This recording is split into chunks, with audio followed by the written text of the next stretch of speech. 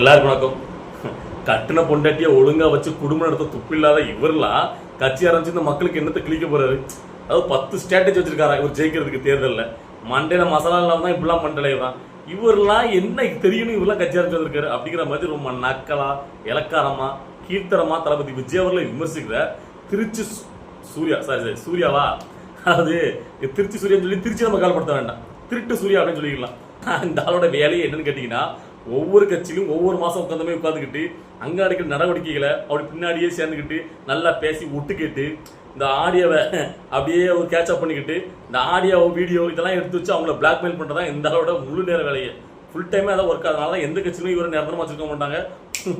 ஓட வெட்டி விட்றாங்க, துரத்தி அடிச்சு விட்றாங்க. ஸோ அதனால எந்த கட்சியிலையும் இவர் கிடையாது. இப்போ எந்த கட்சியில் இருக்காருன்னு அந்த கட்சிக்கு ஆதரவாக பேசும்போது தான் அப்போ இந்த கட்சிக்கு ஆதரவாக நிலைப்பாடு இருக்காரு அப்படின்னு தெரிஞ்சுக்கணும். ஸோ அப்படி பார்த்தீங்கன்னா இப்போ அந்த திருட்டு சூர்யா திமுக ஆதரவாக இருக்காரு. ஸோ இதுக்கு முன்னாடி பிஜேபியில் இருக்கும்போது திமுக பயங்கரமா அப்படியே ஆடியோ வீடியோன்னு அதை வச்சு பிளாக்மெயில் பண்ணிட்டு விமர்சிட்டு இருந்தால் தான் இப்போ வந்து பார்த்தீங்கன்னா அப்படியே திமுக பக்கம் அப்படி சார்பாக இருந்துக்கிட்டு பிஜேபி எல்லா கட்சியும் விமர்சப்பட்டு இருக்காரு. அதாவது திமுக எதிர்நிலைப்பாட யாரெல்லாம் வராங்களோ அவங்களாம் விமர்சிக்க வேண்டியது இப்போதைக்கு இந்த ஆளோட அஜெண்டா. ஸோ அந்த வகையில் தான் தமிழை வெற்றிக்காலத்தை பற்றி பயங்கரமாக விமர்சிக்கிட்டு தளபதி விஜய் பற்றி அவருக்கு என்ன பண்ணாலும் நொட்ட சொல்லிட்டு இருக்கிற இந்த திருட்டு சூர்யா இன்னைக்கு ஒன்று சொல்லியிருக்காரு. எதுக்கு நம்ம வீடியோ போட்டோம்னா அதான், அதாவது நான் இப்போ வந்து பார்த்தீங்கன்னா நிறைய வந்து தமிழை வெற்றிக்காலத்தில் அந்த ஜான் அரசியம் இருக்கார்ல வீக அமைப்பாளர், அவர் பேசும்போது ஒரு ஆடியோ லீக் ஆச்சுல, அந்த ஆடியோவை ரிலீஸ் பண்ணது இவர் தானா. ஸோ நான் தான் அந்த 2 ஆடியோ ரிலீஸ் பண்ணேன். அதாவது எப்பவுமே நான் சோர்ஸ் வெளியில் சொல்ல மாட்டேன் யார் நம்மளுக்கு கொடுத்தாங்கன்னு. ஆனால் இந்த தடவை நான் தைரியமாக சொல்கிறேன், அதை கொடுத்ததே அந்த கட்சியோட பொருளாளர் தான். நான் கேட்குறேன், இது என்ன பெரிய பெருமையான கேட்குறேன். மாதிரி இது எச்ச பிழப்பு, அதாவது காரடியே காரி துப்புன்னு தரணும்னு ஒன்று தெரியுமா, அது இந்த திருட்டு சூர்யா கிட்ட பொருத்தமா இருக்கும். அப்படி ஏதோ பெரிய சாதனை ஒட்டு கேட்டு அந்த இதத்துக்கு வெளியே விட்டுட்டு ஆக்சுவலா இது செட்டப்பா ஒட்டு கேட்டதுங்கிறது நம்மளுக்கு வந்து தெரியாது. இது சொல்லிக்கிடுது அப்படி நான் தான் வந்து அந்த ஆடியோலாம் ரிலீஸ் பண்ணேன், பெருமையா எனக்கு பொருளாதார கொடுத்தாருன்னு. பட் ஆதாரம் தான், அந்த ஆதாரத்தை ரிலீஸ் பண்ண நீ தைரியமான ஆள் தானே, ஆதாரத்தை ரிலீஸ் பண்ணு. இவளுக்குள்ள பேசுறல பெரிய அதே அந்த அரசியலே கிழிச்சு தள்ளின மாதிரி. உங்க அப்பாவை பழப்பில் வந்து பார்த்தீங்கன்னா உங்க அப்பா திருச்சி சிவாய திமுக இருக்கிறனா அதை வச்சுக்கிட்டு அரசுக்குள்ள அப்படியே நானும் ஒரு முக்கியமான ஆளுன்னு மாறி மாறி மாறி. அதாவது முதல்ல இவங்க அப்பா திருச்சி சிவாவோட லீலைகள்னு ஒரு லிஸ்ட்டை போட்டாலே வேற லெவலில் இருக்கும். ஊர் உலகெல்லாம் சந்திரிச்சிச்சது இவங்க அப்பா திருச்சி சிவாவை பற்றி.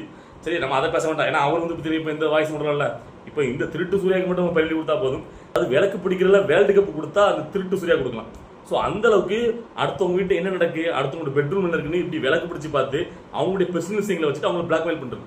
இதெல்லாம் ஒரு குழப்பு. என்ன அதாவது நம்ம ஊர்லாம் சோத்துக்கு செத்தவன் நம்ம சொல்லுவோம் தெரியுமா சில பேரை. அதுல முக்கியமா இந்த எப்படி சொல்லலாம் கேட்டீங்கன்னா ஆடியோக்கு செத்தவன். அதாவது ஒவ்வொரு கட்சியிலையும் போய்கிட்டு கட்சியில சேர்ந்துக்கிட்டு அங்குள்ள உள்வேரங்கள்ல இந்த விளக்கு பிடிச்சதுல வேர்ல்டு கப் கொடுக்கலாம் அந்த ஆளுக்கு. அந்த அளவுக்கு ஏதோ பெரிய அரசியல்ல கரைச்சி பிடிச்ச மாதிரி அவரை பத்தி எல்லாம் தெரியும், இவரை பத்தி எனக்கு தெரியும். இந்த ஆளு பேசுறதெல்லாம் வீடியோ எடுத்து வெளியிட்டு அதுக்குள்ளேயும் கமெண்ட்ல வந்து ரொம்ப பேரு இந்த திருட்டு சூர்யா வந்து பூந்து பேசுறதெல்லாம் பார்க்கும்போது சிரிப்பு தான் வருது. அதுலதான் இந்த ஆளு இப்ப என்ன சொல்ல கேட்டீங்கன்னா, அதாவது தளபதி விஜயோடைய ஒய்ஃப் இருக்காங்கல்ல சங்கீதா, அவங்க வந்து டைவர்ஸ் பண்ண போயிட்டாங்களாம் இவருக்கு எதிராக. நான் கேட்கறேன், அவங்க ஒய்ஃப் வந்து பாத்தீங்கன்னா இந்த திருட்டு சூர்யா போய் சொன்னாங்களே நான் வந்து இப்ப விஜய் டைவர்ஸ் பண்ண போறேன்னு, எந்த ஆதரவு வச்சு இப்படிலாம் நீ கதை விட்டுட்டு இருக்க? அதாவது உனக்கு என்ன அஜெண்டா? இப்போ திமுக சைட்ல இருந்து என்ன வந்திருக்கும்? தளபதி விஜய் தான் இப்ப போட்டியா இருக்கிறாரு, அடுத்த ஒரு பெரிய ஒரு தலைவராக உருவெடுக்க போறாரு. அப்பா திமுக இருந்து உதயநிதி ஸ்டாலின் அவர்கள் அடுத்த தலைவராக வந்து அவருக்கு வந்து பாத்தீங்கன்னா பெரிய ஆபத்து தளபதி விஜய் தான். ஸோ அப்போ தளபதி விஜய் நெகட்டிவா ப்ரொமோட் பண்ணணும். என்ன பண்ணாலும் இப்போ வந்து யோசிச்சிருப்பேன், உன் சைடில் என்ன பண்ணுவேன்? முடிஞ்சு போனா ஆடியோ ரிலீஸ் பண்ணுவேன். இப்போ எனக்கு தெரிஞ்சு தளபதி விஜய் அவர்களே பேசின போதே ஒரு ஆடியோ ரிலீஸ் பண்ணாலும் பெரிய ஆச்சரியம் இல்லை, அதுவும் வெளியே வரும் அடுத்த கட்டத்தை. ஏன்னா நெருங்கும் போது இந்த வழிகள்லாம் இவங்க பார்ப்பாங்க. இவங்களால முடிஞ்சது பார்த்தீங்கன்னா அவரை பெர்சனலாக ஏதாவது தாக்கணும். ஏன்னா வேற எந்த வழியிலும் அவரை குறை சொல்ல முடியாது, பெர்சனலாகவும் குறை சொல்ல முடியாது. ஆனால் இவங்க வந்து பார்த்தீங்கன்னா அவர் வந்து பார்த்தீங்கன்னா மீடியாக்களை அவங்க குடும்பத்தை கொண்டு வராமல் இருக்கல, அந்த அரசியல் சம்பந்தப்பட்ட நிகழ்ச்சி எதுவுமே உடனே வந்து பார்த்தீங்கன்னா அவர் வந்து பார்த்தீங்கன்னா குடும்பத்தோட சண்டையில போட்டு இருக்காரு, அவர் குடும்பத்தோட இல்லை பிரிஞ்சுட்டாரு, மகனுக்கே இப்படி துரோகம் பண்றாரு, பொண்டாட்டிக்கு துரோகம் பண்றாரு, அவ அப்பாவை மதிக்க மாட்டேங்கிறாரு, அம்மா மதிக்க மாட்டேங்கிறாரு, இப்படி கதையே அளந்து விடுறானுங்க. டே லூசு பயிலா, அவரு அரசியல் சம்பந்தப்பட்ட நிகழ்வுக்கு குடும்பத்தை கூட்டு வரலன்னா அவர் அதை எதிர்த்தானே அரசியல் பண்ணே வராது. குடும்ப அரசியல் திமுக பண்ணதுன்னு அதை எதிர்த்து தான் அரசியல் பண்ண வராரு. அப்படிப்பட்ட மனுஷன் எப்படி வந்து தன் குடும்பத்தை வந்து அரசியல் கொண்டு வருவாரு? அதுக்காண்டி தான் தன் அப்பாவே அரசியல நுழைக்காம நீங்க தனியாருன்னு சொல்லி விலைக்கு வச்சுட்டு அவர் குடும்பத்தை இதுல சார்ந்திடாம இல்லாம அவர் தனியா தன்னந்தனியா எந்த ஒரு பேக்ரவுண்டும் இல்லாம எந்த ஒரு அரசியல் பின்புலமும் இல்லாம தன்னந்தனியா தன்னை நேசிக்கிற இந்த மக்களை நம்பி அவருடைய தோழர்கள் நம்பி இந்த அரசுல வராரு. புரியுதா? திருட்டு சூர்யா இல்ல, இன்னும் திருட்டுத்தனமா எத்தனை பேர் வந்தாலும் சரி தளபதி விஜய்ல ஒண்ணும் பண்ண முடியாது. அவருடைய மக்கள் செலவுக்கு நாளுக்கு நாள் கூட்டிகிட்டே போயிட்டு இருக்கு. அதனாலதான் இந்த எதிரிகள் கூட்டாளர்கள்லாம் இந்த மாதிரி நிறைய பேர் களமிறக்கிருக்காங்க. அதாவது ரீசெண்டா பாருங்களேன், தளபதிங்கிற ஒத்த தலையை இருக்கிறதுக்கு ஏகப்பட்ட சினிபிள்ல இருந்தே, அதாவது போஸ் வெங்கிட்டு, கருணாசு, சரத்குமார், பிஜேபி, ஓகேவா. ஸோ அப்படின்னு ஏகப்பட்ட பேர் வரிசையாக களமிறக்கி இப்படிலாம் வந்து பேச விட்டுக்கிட்டு அவருக்கு எதிராக நெகட்டிவிட்டா பரமாட்டணும். அவருக்கு ஒன்றும் தெரியாது, அவர் எழுதி கொடுத்ததை பேசுறாரு, அவர் அப்படி பேசுறாரு. அதாவது பார்க்காம பேப்பரை பார்த்து பேசாம சொந்தமா ஓனர் மாநாட்டை பேசுற தெரிவிக்க விட்டாருன்னா மனப்படம் பண்ணிட்டாருன்னு சொல்ல வேண்டியது. சரிப்பா குறிப்பு எழுதி வச்சுட்டு அது சிரிச்சுட்டே கேஷுவலா அப்படி சிரிச்சுட்டு அப்படி குறிப்பை மட்டும் பார்த்து பேசினா, பாத்தீங்களா 3 பேர் 4 பேர் வச்சுக்கிட்டு அதை எழுதி கொடுத்த கூட ஒழுங்கா பார்த்து ஒரு ஆள் பேச முடியல, ஒரு 3 வார்த்தை சொந்தமா பேச முடியல, இவர் என்ன அப்படிங்கிற வேண்டியது. உங்களுக்கு என்னதான் பிரச்சனை அப்படின்னு நம்ம கேட்க தோணுது. அந்த அளவுக்கு இந்த திருட்டு சூர்யா வந்து தளபதி விஜய் அவர்களை விமர்சனம் பண்றதை பார்க்கும்போது உங்களுக்கு என்ன தோணுச்சு அப்படிங்கிறத உங்களுடைய ஸ்டைல்ல என்ன நினைச்சீங்கிறத கமெண்ட்ல பதிவு பண்ணுங்க. அதுக்கப்புறமா இன்னைக்கு இன்னொருத்தர், அதாவது கேட்டீங்கன்னா அந்த பழந்து கொட்டப்பட்டு சொல்லுவாங்கல்ல, அரசியலே பழகச்சி பார்த்தவர். இவருக்குலாம் அந்த திருட்டு சூர்யா மாதிரி ஆளுக்குலாம் முன்னோடி, அண்ணனுக்குலாம் அண்ணன் யாரு கேட்டீங்கன்னா நாஜே சம்பத், இந்த வாயை வாடகை விட்டு புலப்படுத்துவாரு அவர் தான். இப்போ அவர்கிட்ட போயிட்டு ரீசெண்டா 2 நாளைக்கு முன்னாடி நான் ஒரு வீடியோ பார்த்தேன். அவர்கிட்ட கேட்கறாங்க, விஜய் ஊர்ல வந்து கட்சியில வந்து பாத்தீங்கன்னா மன்னராட்சி சொல்றாங்களே, அதை பத்தி நீங்க என்ன இருக்கீங்க அப்படின்னு கேட்டிருக்கு. திமுக வந்து பாத்தீங்கன்னா மன்னராட்சி இல்ல விண்ணராட்சி, எப்படி எதிர்கை முனையா, அங்க எதிர்கை முனையா பூத்துறாராம். சரி அதை தான் பூத்திட்டு போட்டு அப்படின்னா தளபதி விஜய் ஊர்ல பத்தி அந்த கட்சியை பத்தி கேட்கும்போது, தேவைக்கால கட்சி தலைவர் வந்து பாத்தீங்கன்னா பிரசாந்த் கிஷோரா விஜயா, அதுவே நம்ம இனிமேதான் காலம் போய் சொல்லுங்கிற மாதிரி நம்ம நக்கலா பேசிட்டு போறாரு. நான் கேட்கிறேன், இதுக்கு முன்னாடி திமுக பிரசாந்த் கிஷோர் வேலை செஞ்சு நேற்று ஜெயிக்க வச்சாங்கல்ல, அப்போ திமுக தலைவர் ஸ்டாலினா இல்லைன்னா பிரசாந்த் கிஷோரா அப்படின்னு சொல்ல முடியுமா? நான் சம்பத்துட்ட நாங்க கேட்போம்ல, அதுக்கெல்லாம் துப்பு கிடையாது. ஆனா இங்க வந்து ஒரு ஒர்க் பண்ணா மட்டும், அதாவது தமிழை வச்சுக்கிறது தலைவர் விஜயா பிரசாந்த் கிஷோரா, அதாவது வயசான மட்டும் போதாது, கொஞ்சமா இருக்கணும். இதுக்கு மேல என்ன சொல்ல? ஸோ இந்த மாதிரி ஏகப்பட்ட வேற இந்த எதிர்கள் கூட தளபதி விஜய் நெகட்டிவா ப்ரொமோட் பண்றதுக்கு காலத்தில் இறக்கி விட்டுருக்காங்க. ஸோ ஒவ்வொன்றா வந்தாலும் எத்தனை பேர் வந்தாலும் ஆனே பிடிக்க முடியுங்கிற மாதிரி அவர் ஒண்ணுமே பண்ண முடியாது. அந்த அளவுக்கு மக்கள் செல்வாக்கு அவருக்கு 4 நாள் கூட்டிகிட்டே போயிட்டு இருக்கு. ஸோ கோடி பேர் கண்ட வெளியில அப்படிங்கிற தளபதி டைலாக் உண்டுல, அந்த மாதிரி கோடிக்கணக்கான மக்கள் அவரை எதிர்பார்த்துட்டாங்க. இனிமேல் ஒண்ணுமே உங்களால் பண்ண முடியாது, நீங்க உட்காந்து கதறிட்டே இருக்க வேண்டியதான். ஸோ அப்படிதான் இன்னைக்கு நான் இன்னொரு விஷயத்தை தெளிவுபடுத்த நினைக்கிறேன். அதான் கேட்டீங்கன்னா, அண்ணாமலை அவர் நேரத்தில் சொல்லியிருக்காருன்னா தளபதி விஜய் ட்வீட் போட்டார்ல, அதை உடனே தான் அவர் சும்மா இருந்தாலே கதருவாங்க. ட்வீட் போட்டு தெரிக்க விட்டாரா, இந்த அலங்கார பொம்மைகளாம் எம்பிகள் போய் இருக்காங்க, இதுல திரும்ப யாருனே இருக்கிற 543 அந்த எம்பிகள் போதாதா, திரும்ப எக்ஸ்ட்ரா நீங்க வந்து என்னத்தை பண்ண போறீங்க அப்படின்னு நறுக்கு கேட்டாரா, உடனே அங்க ஒரு சுருக்கு வந்துட்டு யாருக்கு, அண்ணாமலை அவர்களுக்கு. ஏன்னா பாஜக இவர் என்ன மட்டும் கொடுப்பார்ல, உடனே அவர் வந்து நம்ம 10 ஏழுல சந்திச்சு அவர் சொல்லியிருக்காரு. அதாவது சகோதரர் விஜய் அவருக்கு நான் சொல்றேன், முதல்ல எம்பி தான் என்னன்னு அவர் தெரிஞ்சுக்கணும். அடேப்பா எம்பினா யாருன்னு எங்களுக்கு தெரியாது இல்ல, இன்னைக்கு இவருக்கு மட்டும் தான் தெரியும். ஐபிஎஸ் படிச்சது மட்டும் தான் எம்பினா என்னன்னு தெரியுமா? இல்ல நான் கேட்கறேன், இல்ல என்னன்னு கேட்கறேன். அதாவது அவர் ஏன் சொல்லியிருக்காரு, என்ன சொல்லியிருக்காரு அப்படிங்கிறத தெளிவாக அந்த 4 பக்கம் உரையும் நீங்க படிச்சு பார்த்தாலே தெளிவா புரியும் அவர் எதுக்காக இதை சொன்னார் அப்படிங்கிறது. அதாவது முழுக்க நீங்க வந்து விதாச்சார அடிப்படையில் கூட்டும் போது வட மாநிலங்களுடைய அந்த எம்பிக்கள் அதிகமாகி உங்கள் தென் தமிழ்ல பலம் குறையும். அதான் நீங்க வந்து பாத்தீங்கன்னா உடனே சொல்லுவீங்க விதாச்சார அடிப்படையில் ஏற்றும் போது அங்க 80 இருக்குது, அப்படித்தான் பாண்டேன்னு சொல்ற ரங்கராஜ் பாண்டே. அதாவது அங்க வந்து 80 இருக்குது, 100க்கு ஏறிச்சுன்னா இங்க 40 இருக்குது, இன்னும் 50 இருக்கா, 40 50 பாருங்க, நல்லா மாத்திக்க பாருங்க. அதாவது அங்க 80 100க்கு மாறும், கூட ஆயிட்டு இருக்கு. இங்க வந்து பாத்தீங்கன்னா 40 45 மாறும். பேருக்கு அப்படி கூட்டுற மாதிரி கூட்டிட்டு அங்க இருக்கிற எல்லாத்தையும் ஒரு ஏற்றிடுவாங்க. ஏன்னா அந்த வட மாநிலங்களில் உள்ள அந்த கட்டமைப்பு வச்சு தானே பாஜக ஸ்ட்ராங்கா நிக்குது.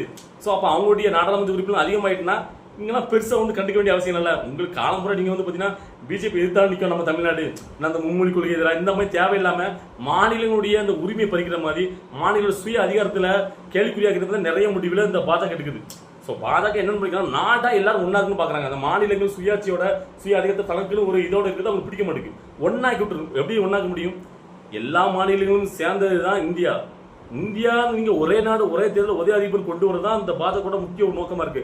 அதுக்காக தான் எல்லா வழிகளையும் ஏதாவது ஒன்று பண்ணி இந்த மாநிலங்கள் எது வந்து பார்த்தீங்கன்னா சுய மாநிலம் நிற்காங்க, அந்த மொழி வச்சு தான் நிற்காங்க, அந்த மொழி அழிச்சிடலாம் அப்படின்னு அது ஒரு குறுக்குவழியில் அது வேலை போயிட்டு இருக்கு.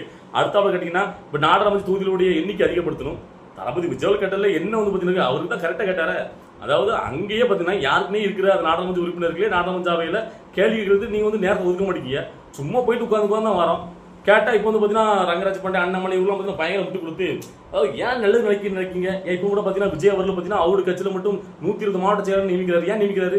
இங்க இருக்கிற எத்தனை மாவட்டம் இருக்கு தமிழ்நாட்டுல? ஸோ அப்போ வந்து பாத்தீங்கன்னா அவங்க கட்சியை அடுத்த கொண்டு போகணும். அதாவது இத்தனை மாவட்ட செயலர் இருந்தால் தான் மக்களுடைய கொண்டு போக முடியும், கட்சியை வலுப்படுத்த முடியும், ஸ்ட்ராங்கா இருக்க முடியும். அந்த 120 மாவட்ட செயலர் நியமிக்கிறாரு. ஸோ அதே மாதிரி தான் நாட்டிலையும் பாத்தீங்கன்னா கூட அந்த பாத்தீங்கன்னா எம்பிகள் தொகுதி வந்து அதிகமான நல்லது தானே. மக்களுக்கு இத்தனை அடிப்படையில் இத்தனை மக்களுக்கு இவ்வளவுக்குள்ள ஒரு எம்பின்னு சொல்லி இந்த விதாச்சார அடிப்படையில் கொண்டு வரது நல்ல விஷயம் தானே. அதையே நீங்க தவறா பாக்கீங்க அப்படிங்கிற மாதிரி ரொம்ப புத்திசாலித்தனமாக கேட்கிறாரு. அதாவது கட்சியோட மாவட்ட செயலாளர் கூட்டத்துக்கும் நீங்க ஒரு நாட்டோடைய எம்பிக்கள் நாடாளுமன்ற தொகுதியில் கூட்டத்துக்கும் வித்தியாசம் இருக்கு. இங்க இருக்கிற இப்போ தளபதி விஜய் 120 மாவட்ட செயலாளர் வச்சிருக்காருன்னா 120 மாவட்ட செயலாளரையும் கூப்பிட்டு 1 to 1 அவரையும் மீட் பண்ணி என்ன நடக்குதுன்னு உங்க தொழிலும் அவரால் விவாதிக்க முடியும். அது அவரால் முடியும். கட்சியோட நலத்திட்ட பணிகள் கட்சிக்கு அதாவது மக்களுக்கு 120 மாவட்ட செயலாளர் 120 மாவட்ட கட்டமைப்பு இருந்தாதான் அந்த ஸ்ட்ராங் ஆக முடியும் அவங்க பேஸ்மெண்ட். அதனால அவங்க வைக்கிறாங்க. நாடாளுமன்ற தொகுதியில் யாருக்குனே இருக்கிற அந்த எம்பிகளை வச்சே நீங்க வந்து அப்படி ஒண்ணு பெருசா ஒண்ணு இது பண்ணலையே. அங்க இருக்கிற 543 எம்பிகளுக்குமே அங்க பேசுறதுக்கு இடம் கொடுக்க மாட்டீங்க. அவங்க கேள்வி கேட்கறதுக்கு டைம் கொடுக்க மாட்டீங்க. அங்க போயிட்டு அவங்க சொல்றதை மட்டும் கேட்டு கேட்டு ஒரு பொம்மை மாதிரி வந்துட்டு இருக்கீங்க. அப்படிதான் நடந்துட்டு இருக்கு. நீங்க அதிகாரத்தில் இருக்கவங்க என்ன சொல்றாங்க அது மட்டும் தான் செயல்படுது. ஏதோ உங்க வந்து எம்பிக்கள் வந்து பாத்தீங்கன்னா முறையிட்டு ஏதாவது மாத்தி திருப்பி எழுதிருக்காங்களா? அதெல்லாம் அந்த காலத்தோட முடிஞ்சு போச்சு. சும்மா பேருக்கு எம்பிக்கள் சொல்லிட்டு போய் இவங்க உட்காந்துட்டு வரணும் அந்த டைமுக்கு. மற்றபடி அங்க என்னத்தை நீங்க பேசுறதுக்கு டைம் கொடுக்கீங்க? நீங்க என்ன அதாவது எந்த இதுவும் சரி, அதாவது நிதி ஒதுக்குறது எல்லாத்துலயுமே மேலிடத்துல வந்து எந்த கட்சி எந்த ஆட்சி வந்து எந்த கட்சி வந்து ஆட்சியில் இருக்கோ அவங்க முடிவு பண்றதா எல்லாமே. அதை அப்படியே கொடுத்துருவாங்க. அதை கொண்டு வந்து இங்க கொடுக்கணும். இந்த இடப்பட்ட தலைவர் வேலை தான் மொத்தமே இருக்கு.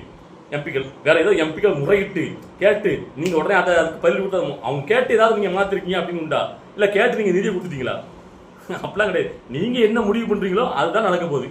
ஸோ அப்போதைக்கு இந்த எக்ஸ்ட்ராவாக நாடாளுமன்ற உறுப்பினர்கள் எதுக்கு உங்களுக்கு வந்து பார்த்தீங்கன்னா தென் மாநிலங்கள் வந்து பார்த்தீங்கன்னா பாஜகவுக்கு சப்போர்ட் பண்ண மாட்டாங்க. எல்லாருமே பார்த்தீங்கன்னா பாஜக ஒரு எதிர்களை வச்சே பார்க்குறாங்களா? ஸோ அதை வந்து பார்த்தீங்கன்னா இவங்க தானே நம்மளுக்கு வந்து தீர்மானிக்கிற இடத்துல இருக்கக்கூடாது. வட மாநிலம் அதிகமான ஒரு நாடாளுமன்ற உறுப்பினர் வந்துட்டாங்கன்னா அவங்களே நமக்கு போதும், நம்மளுடைய ஆட்சியை பலப்படுத்துறதுக்கு அவங்கள வச்சே நம்ம வந்து பார்த்தீங்கன்னா இன்னும் நிரந்தரமாக பலமாக நம்ம ஆட்சி அமைக்கலாம். ஸோ அப்படிங்கிற உங்க திட்டம் உங்களுக்கு இருக்கு. இது புரியாதா? அதுக்காண்டி தான் தளபதி விஜய் அவர்கள் ஆணித்தரமா இது வந்து எதிர்க்கிறாரு, இதுக்கு எதிராக நிற்கிறாரு. ஏதோ தளபதி விஜய் இருக்கிற எம்பினா என்னன்னு தெரியாத மாதிரியும் அவருக்கு வந்து புரியாத மாதிரியும் இந்த அண்ணாமலை தான் எம்பி என்னன்னு தெரியாத மாதிரியும் அப்படி நக்கலா இந்த நக்கல்லாம் வேற எங்கேயா வச்சுக்கணும். ஓகேவா? தளபதி விஜய்க்கு எல்லாமே தெரியும். ஸோ அவர் உங்களோட புத்திசாலி. இதை வந்து இன்னும் 2024 நீங்க தெரிஞ்சுக்கிடுவீங்க. ஸோ இதை பார்த்துட்டு இருக்க தோழர்கள் உங்களுக்கு என்ன தோணுது? நான் பேசுறேன் இந்த கருத்துல உங்களுக்கு ஏதாவது மாற்று கருத்து இல்லை, எதை பத்தி இப்படி பேசுறேன் ஏதாவது சரி உங்களுடைய கருத்துக்களை கமெண்ட்ல பதிவு பண்ணுங்க. பாய்.